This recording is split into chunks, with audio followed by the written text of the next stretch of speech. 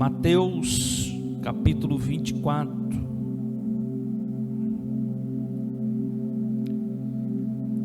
Os discípulos estão saindo com Jesus do templo.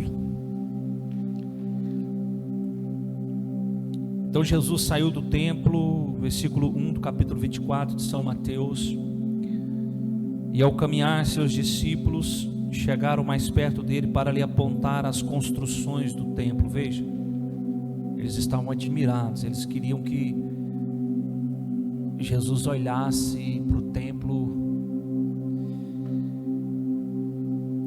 E ele, entretanto, lhes observou. Então Jesus lhes disse: estáis vendo todas essas coisas aqui no templo, toda essa glória aí, beleza?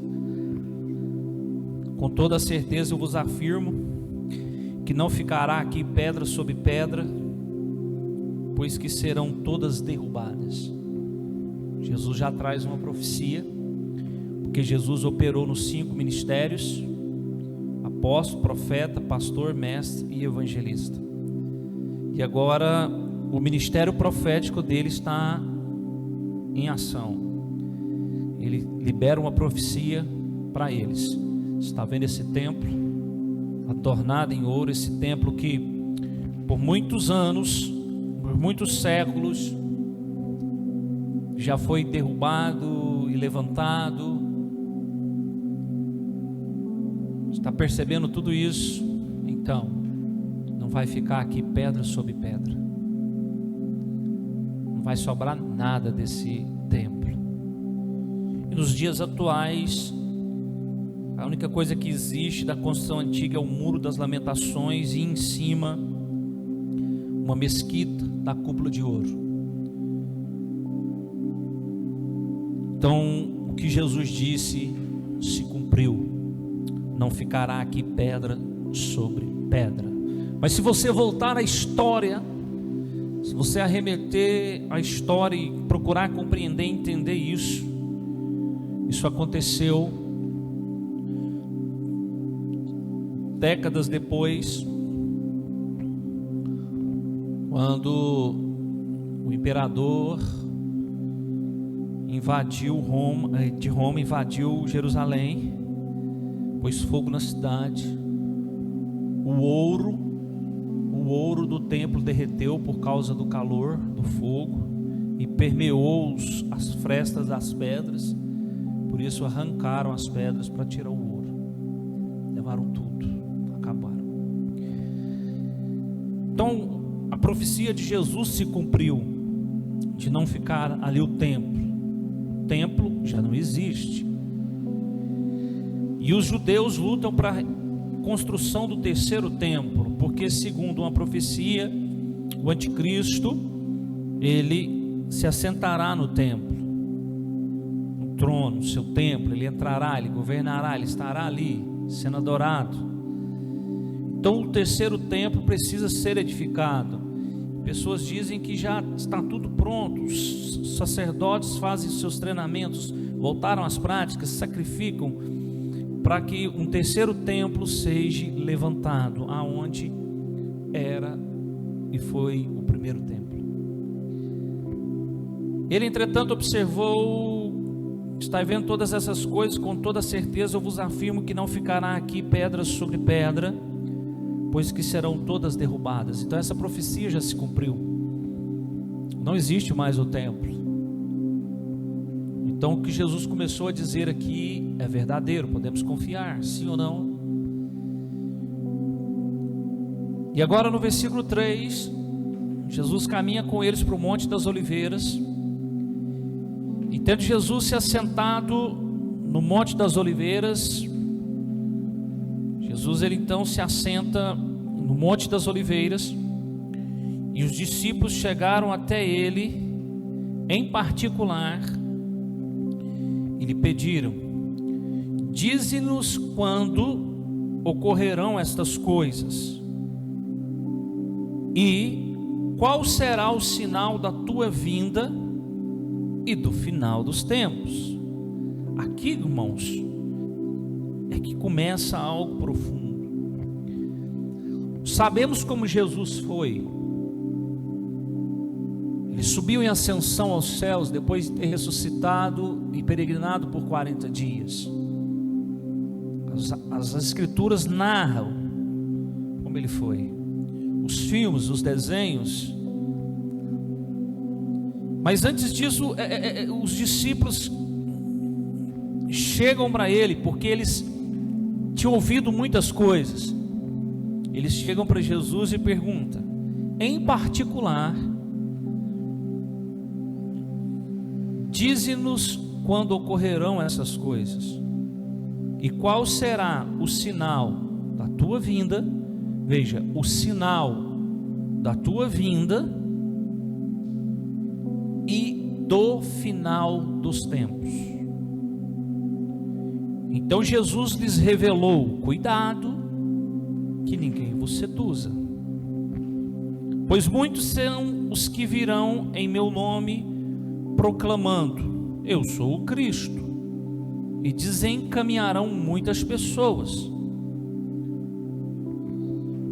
Quando a igreja ela se inicia em Atos capítulo 2, porque ali a igreja deu início, o Espírito Santo desce, batizando um povo num só corpo. O Espírito Santo desceu sobre 120 irmãos, batizando eles num só corpo. Aquela nova vida agora que Pedro havia recebido, porque dias antes ele havia negado Jesus. E agora, depois de 40 dias, 50 dias depois, praticamente 2 meses, Pedro recebe uma nova vida, é batizado com o Espírito Santo. Alguém diz que eles estão embriagados, ele se põe de pé e diz: não há ninguém embriagado. Então ele traz um ensino, e naquele dia 3.000 almas são agregadas à igreja num só corpo. Judeus vindo de todas as partes estavam ali. Eles são então agregados a esse corpo, essa assembleia dos santos. Mais adiante, 2000, depois a igreja vai crescendo, há uma perseguição, a igreja ela esparrama, e o perseguidor se torna então o principal ministrador, que é Paulo. Paulo faz de viagens missionárias. Paulo fez 3 viagens missionárias. Paulo alcançou lugares até levar o evangelho para Roma, e aquilo fluiu mundo afora. E cá estamos nós falando desse evangelho. Então Jesus está ali, eles pedem um sinal da sua vinda e do final dos tempos. Porque Jesus falou que tinha que retornar, Jesus falou que tinha que voltar. Ele iria, em João 14, mas que ele voltaria para buscar os seus, buscar a sua noiva, a sua igreja. Então Jesus lhes revelou: cuidado, que ninguém vos seduza, pois muitos são os que virão em meu nome. Pois muitos virão em meu nome, entenda isso. Muitos virão em meu nome, não é sendo Cristo. Muitos virão em meu nome. Muitos vão dizer que foram enviados por Cristo. Muitos virão em meu nome. E aí eles vão proclamar: eu sou o Cristo. Eles vão proclamar. E a gente sabe que agora, na nossa época, na nossa era, houve alguns homens assim. Houve um tal de reverendo Moon, e outros se proclamando ser o Cristo reencarnado, e por aí vai. Eu sou o Cristo, que significa o enviado, e desencaminharão muitas pessoas. E vós ouvireis falar de guerras e rumores de guerras, todavia não vos desespereis, porque é preciso que tais coisas ocorram, mas ainda não será o fim. Então, se não é o fim, são sinais para a sua vinda. Agora preste atenção, irmãos. Na época de Jesus, havia guerras, havia batalhas? Havia, porque o Império Romano, ele chegava nas nações para conquistar territórios. Mas se falava daquela guerra, porque Jesus está falando, vocês ouvirão falar de guerras, rumores de guerras, todavia não vos desespereis, porque é preciso que tais coisas ocorram. Ora, eles eram cativos de Roma, e falar de guerra, e de se desesperar por causa de guerra, não. Então Jesus falava de um tempo ainda no futuro. Então vós ouvireis falar de guerras, rumores de guerras, todavia não vos desespereis, porque é preciso que tais coisas ocorram, mas não será o fim. Veja, ainda não será o fim. Então as pessoas estão alarmadas por causa do Covid. É o fim, é o final dos tempos. Não é o final dos tempos, não é.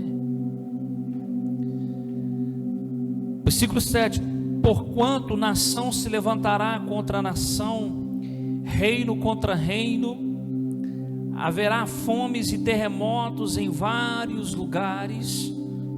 Contudo, esses acontecimentos serão apenas como as primeiras dores de um parto.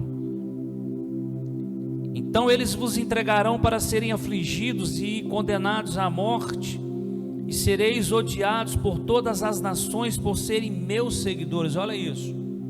Então Jesus fala depois da partida dele, ele ainda está vivo, falando com os discípulos, dos seus seguidores, aqueles que creriam nele, seríamos odiados, seríamos levados à morte, condenados à morte, afligidos, e sereis odiados por todas as nações por serem meus seguidores. Olha, e nunca se perseguiu o cristianismo como se persegue hoje. Vocês acham que no Brasil não há perseguição? Há perseguição ao cristianismo. O comunismo é o filho de Satanás, porque o comunismo persegue, mata. O comunismo quer aniquilar o cristianismo. O ateísmo, ou a adoração, a idolatria a um outro Deus, aniquilam. E então nós vemos hoje a perseguição que se há aos cristãos.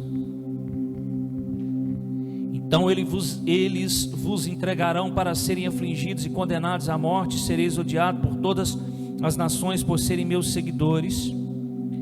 Nessa época muitos ficarão escandalizados, trairão uns aos outros e se odiarão mutuamente. É só você olhar para as institutas, as denominações que nascem, as institutas, as denominações, elas nascem assim, porque o pastor que odiou o líder, que brigou, que se rebelou, e por aí vai. Assim nascem as institutas, porque uns são expulsos, né?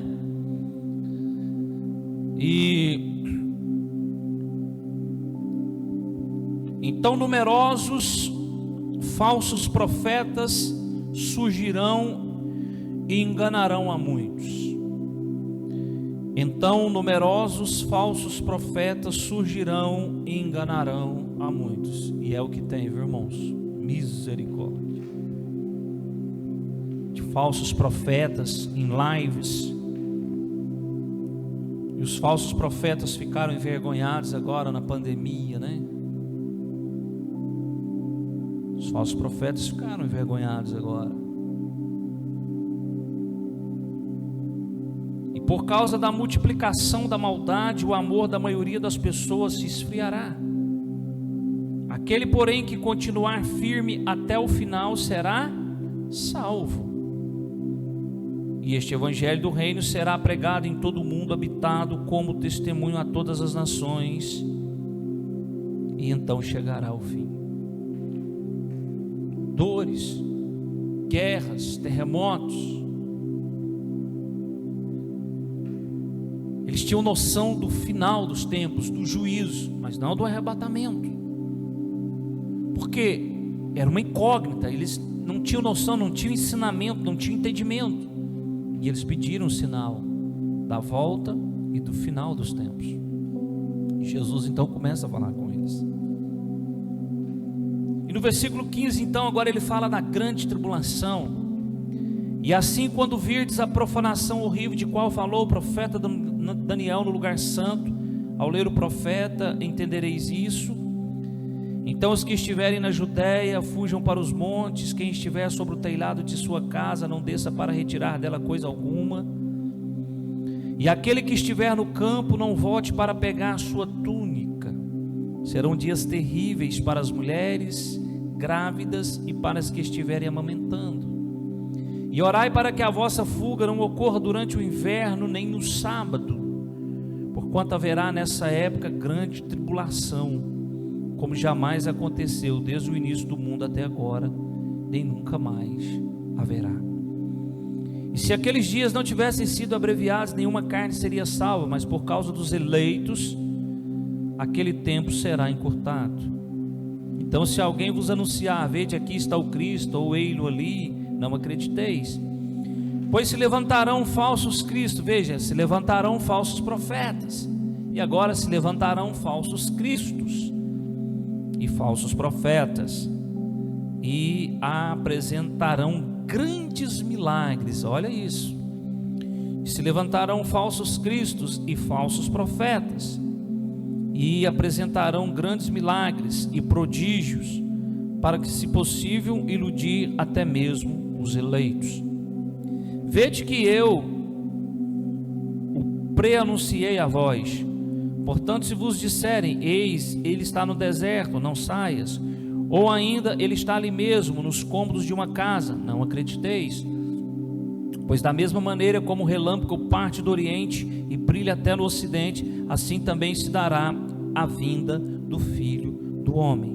Onde houver um cadáver, aí se reunirão os abutres.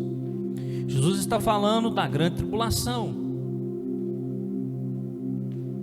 Jesus está falando do que vai acontecer na grande tribulação, mas do arrebatamento ele pouco fala. Por quê? Porque ele ainda não havia sido crucificado, e o arrebatamento é uma doutrina para a igreja, é a união da igreja com o Cordeiro. O próprio Daniel, no capítulo 12, quando Deus manda ele selar o livro, fechar, porque os homens procurariam conhecimento e tal, ele fala do final, mas ele não fala do arrebatamento, ele fala do que vai acontecer pós-arrebatamento, porque ele não tinha noção do arrebatamento da igreja. Mas ele fala do final, da grande tribulação. Da mesma forma que Jesus está falando com eles, por quê? Da grande tribulação, das coisas. E Jesus não traz o ensino do arrebatamento, quando ele fala que ia, em João 14, que ele ia para o céu, mas ele ia voltar e buscar os seus. Ele não explica que era num arrebatamento. Quem traz esse ensinamento é Paulo, é o apóstolo Paulo, no capítulo 4 de 1 Tessalonicenses. E nós, os que estiverem mortos, ressuscitarão primeiro, depois nós, os que estivermos vivos, seremos arrebatados, nos encontraremos nos ares. Paulo é que traz toda essa informação. Por quê? Porque ele tem um mistério revelado.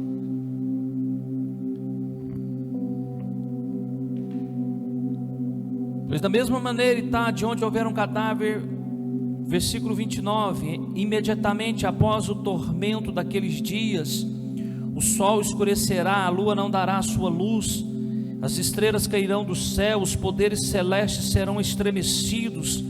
Então surgirá no céu o sinal do Filho do Homem, e todos os povos da terra prantearão e verão o Filho do Homem chegando nas nuvens do céu com poder, majestade e glória. Isso aqui depois da tribulação, depois dos 7 anos da grande tribulação, ele virá com a igreja, os santos que foram arrebatados. Ele virá com esses, para quê? Para reinar por 1000 anos, por um dia, para aí sim exercer o seu reinado, governando todas as nações. Então Cristo está dizendo: olha, imediatamente após o tormento daqueles dias, veja isso, o sol escurecerá. Se você acha que um pequeno vírus causa um furor, um caos, olha isso, irmãos, naqueles dias o sol escurecerá. Recentemente eu vi aí um documentário de que uns cientistas criaram um projeto para escurecer o sol,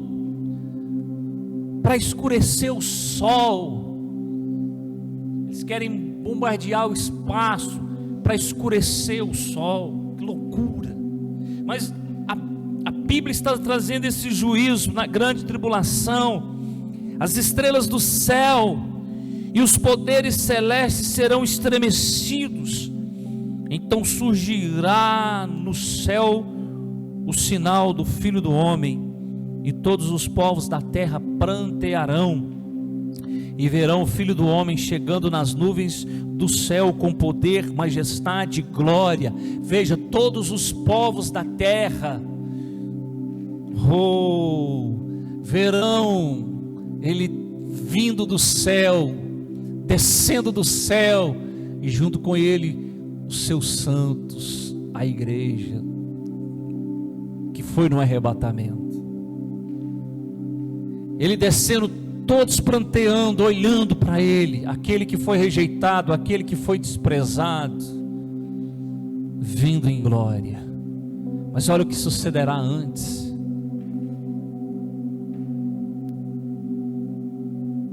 Então prantearão e verão o Filho do Homem chegando nas nuvens do céu com poder e majestosa glória. Então ele enviará os seus anjos com um poderoso som de trombeta, e estes reunirão os seus eleitos dos 4 ventos, de uma a outra extremidade dos céus. Quais eleitos? Aqueles que na grande tribulação foram marcados. E aqui a gente bate de frente, né? É onde está os 144 mil selados, 12 mil de cada tribo, seus eleitos. Então ele enviará os seus anjos e eles reunirão os seus eleitos. E aí agora ele conta uma parábola. Portanto, aprendei com a parábola da figueira. Quando, pois, os seus ramos se renovam e as suas folhas começam a brotar, sabeis que está próximo o verão. Da mesma forma, vós, quando virdes todos esses acontecimentos, sabeis que ele está muito próximo às portas. Com toda certeza eu vos afirmo que não passará essa geração até que todos esses eventos se realizem. O céu e a terra passarão, mas as minhas palavras jamais passarão. Entretanto, a respeito daquele dia, a hora, ninguém sabe, nem os anjos dos céus, nem o Filho do Homem, senão exclusivamente o Pai. Como aconteceu nos dias de Noé, assim também se dará por ocasião da chegada do Filho do Homem. Porque nos dias que antecederam o dilúvio, o povo levava vida comendo e bebendo, casando e se oferecendo em matrimônio, até o dia em que Noé entrou na arca. E as pessoas nem notaram, até que chegou o dilúvio e levou a todos. Assim ocorrerá na vinda do Filho do Homem. 2 homens estarão na lavoura, um será arrebatado, mas o outro deixado. 2 mulheres estarão trabalhando num moinho, uma será arrebatada e a outra ficará para trás. Por isso vigiai, porquanto não sabeis em que dia virá o vosso Senhor. Contudo, entendei isto: o proprietário de uma casa, soubesse a que hora viria o ladrão, se colocaria em sentinela e não permitiria que a sua residência fosse violada. Portanto, ficai igualmente vós alertas, pois o Filho do Homem virá no momento em que menos esperais.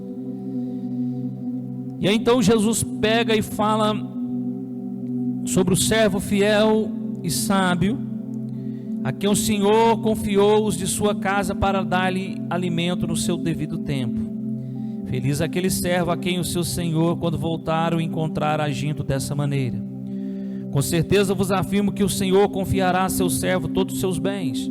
Entretanto, supondo que esse servo, sendo mau, diga a si mesmo: meu Senhor está demorando muito, e por isso passa a agredir os seus conservos e comer e beber com beberrões, o Senhor daquele servo virá num dia inesperado e numa hora que o servo desconhece, e o Senhor o punirá com toda severidade e lhe dará um lugar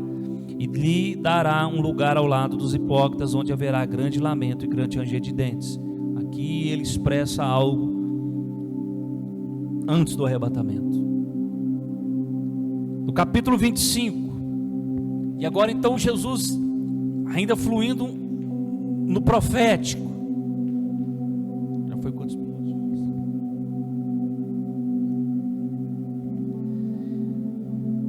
E ele chega na parábola das 10 virgens. E eu vou parar por aqui. Domingo eu vou explicar sobre a parábola das 10 virgens.